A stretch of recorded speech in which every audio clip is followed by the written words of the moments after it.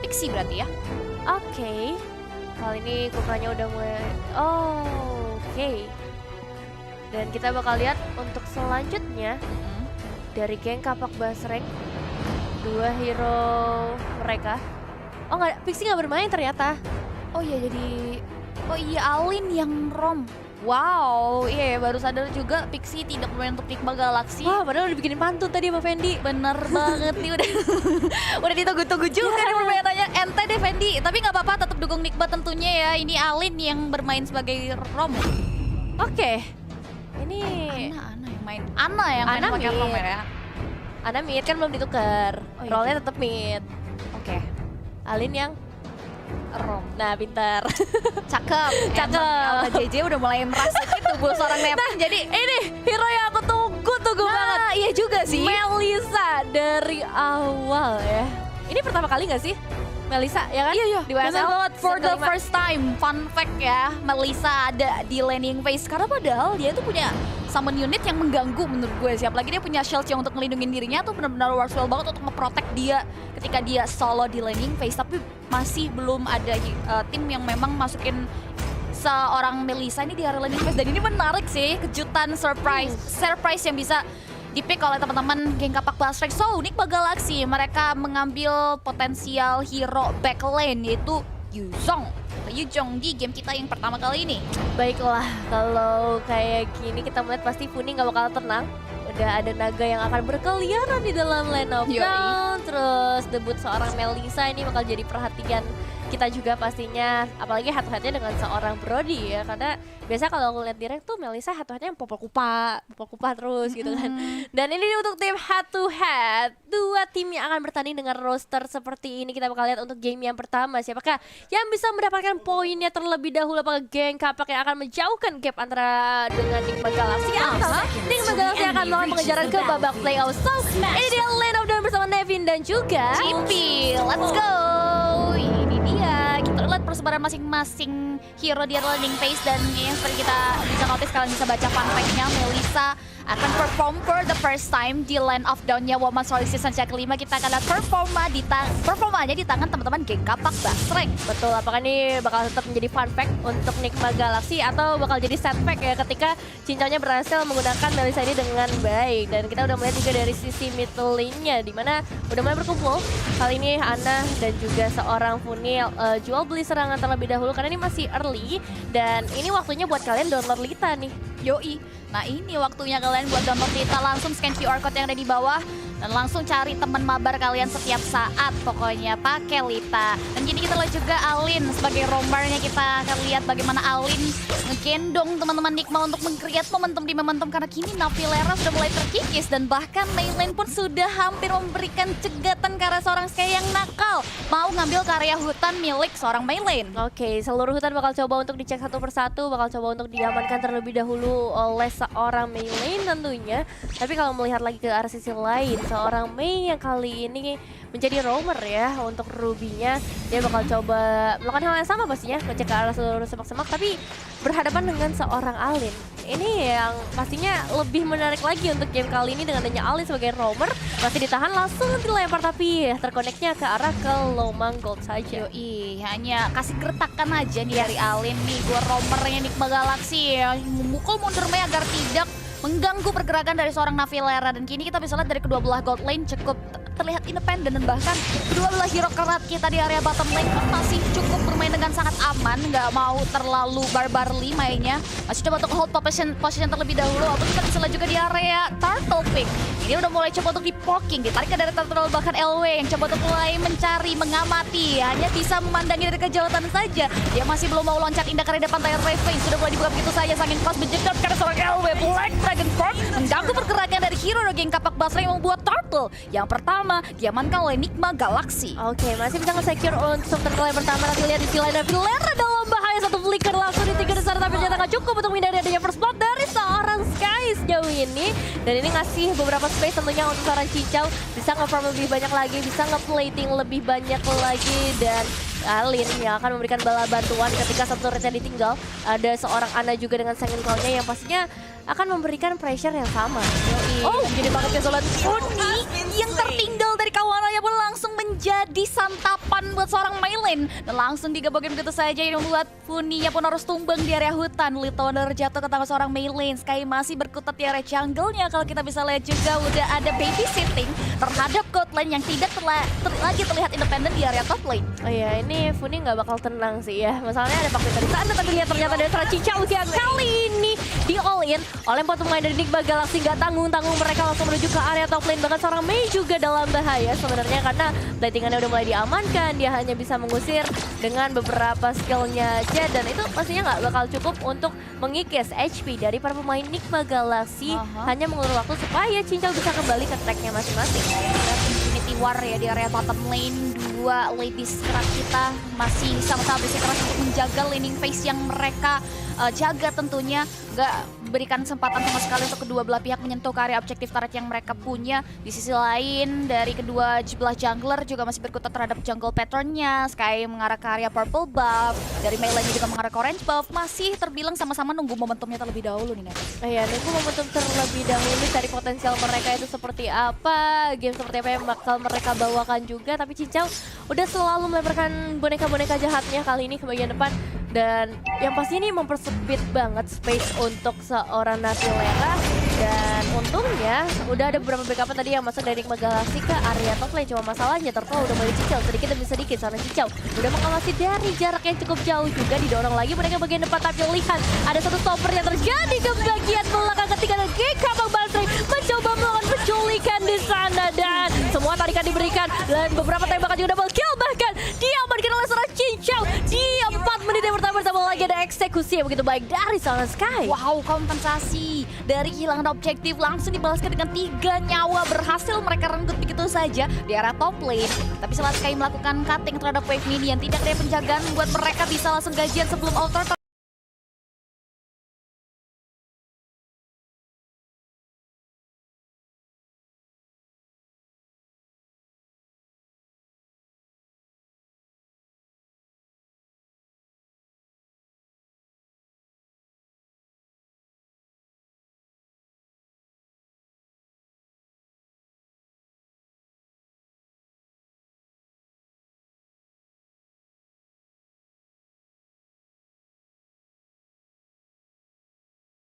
Turretnya sehingga patience yang diamankan oleh geng kapak basreng tidak terlalu luas ketika objektif tersebut tidak diamankan. Tapi kini Mei sudah mulai memberanikan diri untuk memblocking pergerakan dari Enigma Galaxy. Walaupun kita bisa lihat juga menangin close menghentikan pergerakan dari wave minianya. Lalu kita bisa lihat juga Titan Patch mengarahkan itu seorang Mei. Mungkin apa Panda juga dibuka tapi ternyata not enough untuk bisa mempertahankan turbo dari seorang Mei, membuat Mei pun harus terbang.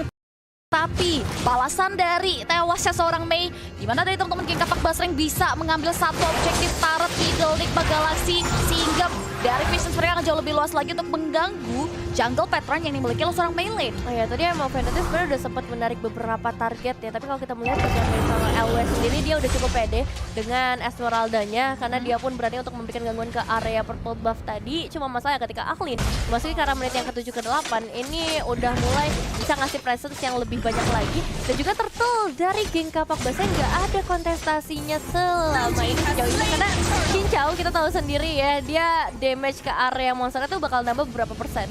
Ini ngebuat dia bakalan lebih enak lagi buat ikut rotasi nge-clear ke arah buff dari Enigma Galaxy. Yes, ya benar sekali. Dan bahkan dari teman-teman Enigma Galaxy juga nggak mau ngambil resiko, dia prefer untuk ngambil ke area objektif lain. Walaupun kini udah ada setup 4 hero mengarah ke area objektif. 1 hero dari geng kapak basreng, game match terlalu sakit di mana Esmeralda masih sempat bertahan, namun ternyata LW langsung tewas begitu saja. Mei dan kawan-kawan langsung jari untuk memberikan backupan yang membuat 4 hero Enigma Galaxy hanya cukup merasa cukup setelah menumbangkan seorang LW di area bottom lane. Iya, itu dia tabrakan maut yang dikeluarkan oleh seorang Alin kali ini. Tapi dengan 2 turret yang berhasil diamankan oleh geng kapak basreng, area mereka lebih luas lagi sejauh ini. Cincau udah mulai bersembunyi juga di area semak-semak. Ternyata Nafilera di sana langsung tangkap dengan hanya 1 boneka, tapi ternyata belum cukup karena Nafilera masih mempunyai flicker di sana. Tapi itu bakal menjadi informasi yang begitu berharga untuk geng kapak. Ya, benar sekali. Ini udah setup lagi dari Enigma Galaxy ingin mengambil 1 objektif taruh, tapi masih ada penjagaan yang cukup ketat dari Mei dan kawan-kawan yang membuat dan Enigma Galaxy langsung pola tersebut begitu saja. Mereka gawat ngamuk ke area hero dari geng kapak basreng, langsung diperbarang begitu saja dengan 1 Black Dragon From. Tapi di sisi lain Sky mengarah ke area 1 hero magical game match which is Sicilians. Harus numbang dengan tapi sampai dibuka, namun sisi lain kita bisa lihat juga di mana dari Crunchy masih belum cukup bisa untuk menumbangkan seorang Puni. Still survive looking for another kill, double kill berhasil diamankan oleh seorang Sky. Crunchy masih bertahan untuk bisa menahan gempuran seorang LW, namun ternyata tidak. Ini yang membuat LW pun berhasil melewatkan satu dari hero Enigma Galaxy sehingga 4 hero dari Enigma Galaxy pun harus tumbang di tangan geng Kapak Basreng. Wow, hanya menyisakan seorang Nabilara bahkan kali tanpa adanya flicker entah Nabilara bisa selamat atau tidak. Ada boneka jahat yang langsung masuk dengan mega kill yang berhasil dimakan oleh seorang Cincau. Sejauh ini 5 pemain hilang, tapi untungnya Ana udah kembali lagi ke posisi masing-masing bersama seorang Milen bakal coba untuk menjaga turret di remix berikutnya. Sementara Sky udah leluasa banget untuk invasi semua buff yang ada bagi Enigma Galaxy dan bahkan mereka bisa langsung deal ke area lordnya. Entah bakal ada satu kontestasi yang dilakukan atau tidak oleh para pemain Enigma Galaxy karena kali ini minion wave-nya pun udah mulai maksa mereka untuk sabar aja. Ya, kita lihat gimana dari segi Crunchy juga berusaha untuk menahan gempuran dari minion, tapi ternyata nggak bisa, minionnya udah terlalu dalam masuk sehingga objektif Martinar. Akhirnya bottom lane pun hilang disusul dengan adanya objektif Ford yang diamankan oleh geng Kapak Basreng. Kerugian cukup mendalam dialami oleh Enigma Galaxy di beberapa detik ke belakang. Kita bisa lihat juga tentunya flashback terkait apa yang terjadi di mana ada beberapa titik tempur yang dibentuk dari kedua belah pihak. Pei dan Puni masih bisa selamat dan Sky dia benar-benar aware banget terhadap tim fight yang dibentuk oleh timnya sehingga dia benar-benar memberikan follow up dan follow up damage yang cukup optimal sehingga hero dari Enigma Galaxy dia benar-benar overwhelmed banget. Begitupun juga dengan Crunchy yang berusaha. Tapi lihat Unstoppable Blow langsung muncul di depan layar kita ketika Cincau berhasil memulangkan lagi karena seorang Navilera. Ming udah berada di bagian terdepan, apalagi dari luar manipulation dari seorang Funi. Ini membuat para pemain Enigma Galaxy gak berani untuk keluar dari zona nyaman mereka. Ana bahkan udah mulai terkena dari void castle-nya Alin, gak connect karena siapapun, hanya kembali lagi ke arah base-nya mencari posisi yang lebih aman lagi karena 3 base trade saja yang tersisa. Ditambah lagi ada Lord yang pertama yang akan segera muncul. Dari segi itemization pastinya bakal ada sedikit ketimpangan dengan perbedaan gold yang memang udah mulai signifikan.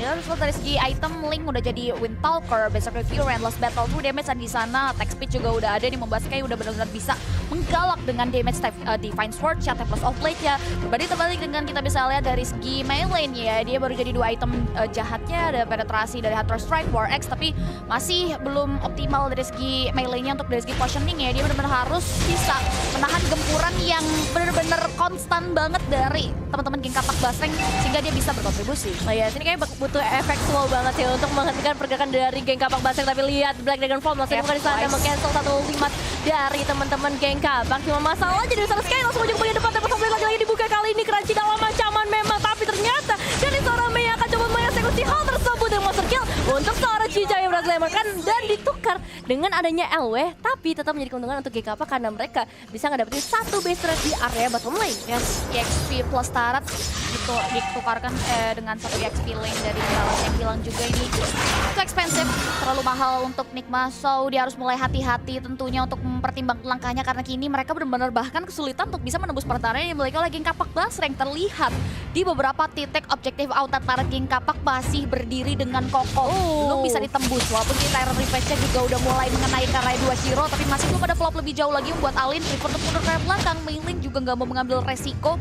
Dia prefer untuk reset lagi sambil nantinya menunggu Alin nge-create momentum jauh lebih baik lagi untuk bisa mengolah tim fight yang nanti bakal dibentuk dari kedua belah pihak. Ya, tapi itu tetap jadi informasi yang berharga banget ya untuk Enigma Galaxy ketika Alin berani banget untuk ngecek ke area semak-semak. Meskipun kita tahu ya, damage dari geng Kapak ini udah mulai timbang dengan perbedaan 10.000 gold. Sebenarnya bisa aja itu langsung di komen, tapi Alin kali ini akan coba melakukan hal yang sama terus-menerus. Dia bakal coba untuk cari informasi sebanyak-banyaknya supaya bisa mempertahankan 2 base turret mereka yang tersisa. Jadi ini kalian mustahil untuk ya, apalagi di area late game ada satu momentum yang bisa di-create oleh tim Enigma Galaxy, nggak menutup kemungkinan gamenya untuk Enigma. So, geng Kapak benar-benar harus memperhatikan langkahnya, dia benar-benar harus mulai hati-hati.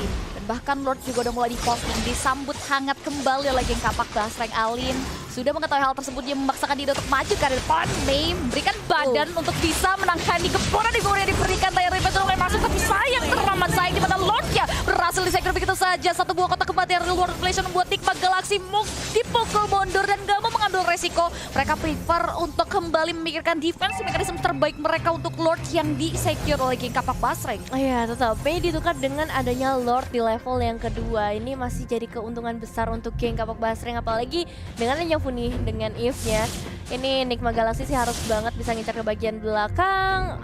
Untuk skenario-nya mereka punya crunchy sebenarnya untuk bisa meng-cancel hal tersebut. Karena ketika ilmu manipulation-nya udah mulai dibuka, ini susah banget buat Enigma Galaxy pun ngenahan semua minion wave yang akan segera masuk. Dan ini dia Lord-nya udah mulai mendekat lagi. Navilera mencoba memberikan satu pertahanan bersama seorang Ana juga di bagian mid lane yang bakal jadi fokus utama dari geng Kapak Basreng. Belum adanya perlawanan yang terlalu terlihat signifikan dari Enigma Galaxy. Mereka masih sabar menunggu, namun Alin udah mulai nge-charge di sana, tapi ternyata nggak ada satu pun yang connect. Malahan satu boneka jahat yang udah keluar dari seorang Cincau. Kali ini Alin masih bisa menahan dua pemain di sana, tapi Real Woman Merchant dari seorang Budi berhasil tercancel. Ana pun masih survive dari bagian belakang, cuma masa minion wave-nya sudah mulai segera mendekat lagi. Void Crystal terbuka, jalannya jadi lambat semua para pemain dari Enigma Galaxy, dan ada kesempatan suara Cincau ke satu high moment dan tertarik menarik beberapa pemain sekaligus. Bailen pun harus hilang dalam kecepatan. 5 pemain dari geng Kapak Basreng masih too strong untuk bisa langsung masuk ke bagian base-nya, dan ini dia triple kill dari seorang Cincau sebagai penutup dari game yang pertama. Congratulations untuk geng Kapak Basreng. Hadap lagi galak sekali permainan dari King Kapak yang tidak